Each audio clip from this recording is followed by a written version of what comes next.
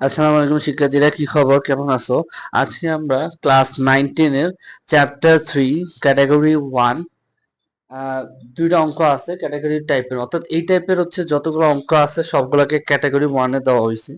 এবং এই ধরনের অঙ্ক এক নিয়মে করতে হবে বা এক নিয়মে করা যায়। সেটা হচ্ছে, দেখো যে আমাদের এখানে প্রশ্ন আছে যে a² - 2 into √6 a+1 equal to যদি 0 হয়, তাহলে a+1 এর মান বের করতে বলছে। তো এটা সমাধান করার পদ্ধতিটা হচ্ছে যে তোমার প্রথমে যে এটা ভাঙবা, যে আমাদের এখানে দেওয়া আছে যে a² - 2 ইন্টু √6 a+1। তো যেহেতু আমার এটা দেওয়া আছে ইকুয়াল টু 0, তা আমি এখান থেকে এটার মান বের করব। তো বেশি কিছু না, প্রথমে আমাকে এইটাকে পুরাটাকে এই ফর্মে আনতে হবে।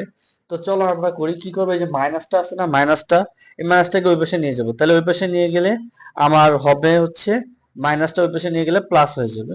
তাহলে আমি ওই পাশে নিয়ে গেলাম 2√6 a। ঠিক আছে, এতটুকু ক্লিয়ার। এবার দেখো এই এটা আছে না, এই এটা হবে, আমি আবার যেহেতু এটার সাথে এটা গুণ আকারে আছে, যেহেতু এটা ইনটু বা গুণ আকারে আছে, তো আমি এটা এই পাশে নিয়ে আসছি। তাহলে আমি যদি এই পাশে নিয়ে আসি, অবস্থান পরিবর্তন করি, তাহলে আমার চিহ্নেরও পরিবর্তন হবে। আমার এখানে ছিল গুণ, তাহলে আমি যদি অবস্থান পরিবর্তন করি, তাহলে আমার চিহ্ন গুণ থেকে হয়ে যাবে ভাগ। তাহলে আমার ভাগ হয়ে গেলে a² + 1 ডিভাইডেড বাই a এরকম আসে। ঠিক আছে, আর সমান সমান কত, 2√6। ওকে, এতটুকু তো ক্লিয়ার। প্রথমে কি করছি, এই যে মাইনাসটা যেটা বাড়তি, এটাকে আমি বাই করে দিয়েছি। বাই করার পর এই যে এখানে আমার 2 আছে, 2√6 এর সাথে এটা গুণ আকারে আছে, তা আমি এটারে অবস্থান পরিবর্তন করছি। তো অবস্থান পরিবর্তন করলে যে জিনিসটা হয় সেটা হচ্ছে চিহ্নেরও পরিবর্তন হয়।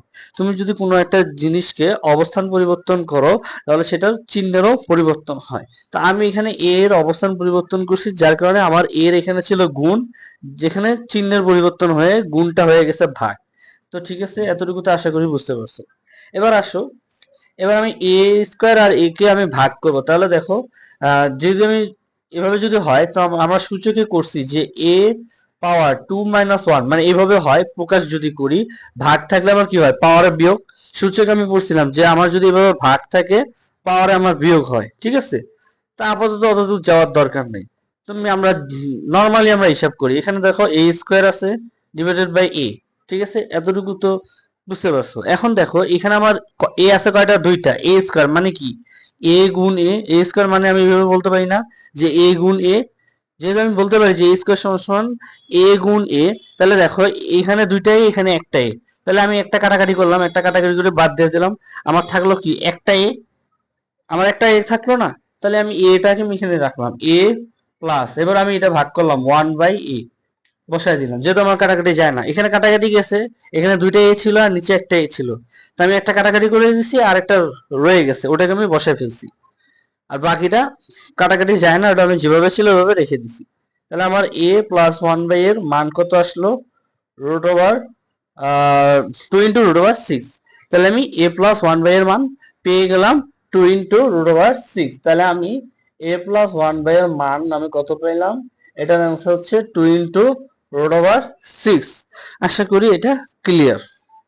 ঠিক একইভাবে যদি আমি 2 নম্বরটা করি, দেখো যদি আমি 2 নম্বরটা করি, 2 নম্বরে দেখো m⁻4 - m² + 1 = 0, রাইট? এবার দেখো মাইনাসটা আছে না, মাইনাসটা বাড়তি, তাহলে আমি ওপাশে নিয়ে যাই। মাইনাসটাকে আমি অবস্থান পরিবর্তন করি। তাহলে মাইনাসটা যদি অবস্থান পরিবর্তন করি, তাহলে আমি কি বলছিলাম, অবস্থান পরিবর্তন করলে চিহ্নের পরিবর্তন হয়। তাহলে মাইনাস ছিল এখানে, অবস্থান পরিবর্তন করার কারণে সেটা হয়ে গেছে প্লাস। এই যে প্লাস m²। ঠিক আছে, এবার দেখো, এবার এটা এখানে দেখো m² না, এখন এখানে m² আছে। তা আমি এখানে তোমার এখানে যখন দেখবা যে এখানে কিচ্ছু নাই, তখন ধরে নিবা এটার সাথে m গুণ আকারে আছে। ঠিক আছে, এখানে ধরে নিবা যে mটা গুণ আকারে আছে, অর্থাৎ m² যেটা, সেটা গুণ আকারে আছে। যদি গুণ আকারে থাকে, তাহলে কি হবে, তাহলে এই যে এটা যদি আমি 1 গুণ করি, যদি 1 গুণ আকারে থাকে, তাহলে এখন দেখো এটা যদি আমি ভাগ করি, m² যদি অবস্থান পরিবর্তন করি, অর্থাৎ m² কে যদি আমি এপাশে নিয়ে আসি, তাহলে m⁻4 divided by m² + 1 equal to কত, 1। ঠিক আছে, ইকুয়াল টু কত 1। ঠিক আছে, এবার দেখো, এবার ওই যে আগের মতো এটার মতোই এখানে আর কি যেরকমটা ছিল যে তোমার এখানে দেখায় দিই যে m পাওয়ার 4, তারপর হচ্ছে m স্কোয়ার। ঠিক আছে, তার মানে এখানে m পাওয়ার 4 মানে কি 4টা m, আর নিচে m পাওয়ার স্কোয়ার মানে হচ্ছে 2টা m। তাহলে 4টা থেকে 2টা বাদ দিলে কত হয় 2টা, তাহলে আমার থাকলো কয়টা m, m স্কোয়ার। তাহলে আমি বসাই দিলাম m square plus 1 by m square. ঠিক আছে, সমান সমান কত আসলো 1। তাহলে আমি কত পাইলাম, এটা অ্যান্সার পেলাম আমি 1। আশা করি এটা বুঝতে পারছো। তাহলে আমার এম স্কোয়ার প্লাস 1/m² সমান সমান কত 1। ঠিক আছে, এখানে আসলে এই জিনিসটা বুঝো নাই।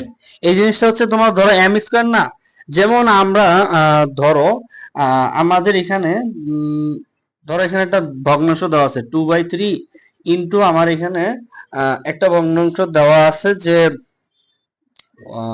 এটা দেওয়া আছে কত না ভাগ দিলাম যে এটাকে যদি আমি ভাগ করি 2/3 কে যদি আমি ভাগ করি কত দিয়ে ভাগ করি 3 দিয়ে। হ্যাঁ, ধরেন না এটা 3 দিয়ে ভাগ করলাম, তো এটার নিয়মটা কি ছিল যে এটা যদি আমি ভাগ করি তাহলে ভাগ করার নিয়মটা কি উল্টায় দিব, তাহলে 3টাকে উল্টায় দিব।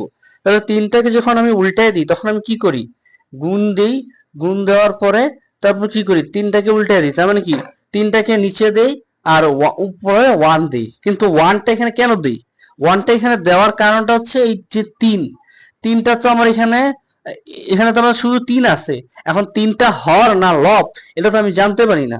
তো আমরা অনেক সময় কি করি যে 3টাকে লব ধরি আর মনে মনে মনে মনে 3-এর নিচে আমরা একটা হর ধরি। ঠিক আছে, অর্থাৎ 3 এটা কিন্তু এভাবেও প্রকাশ করা যায়।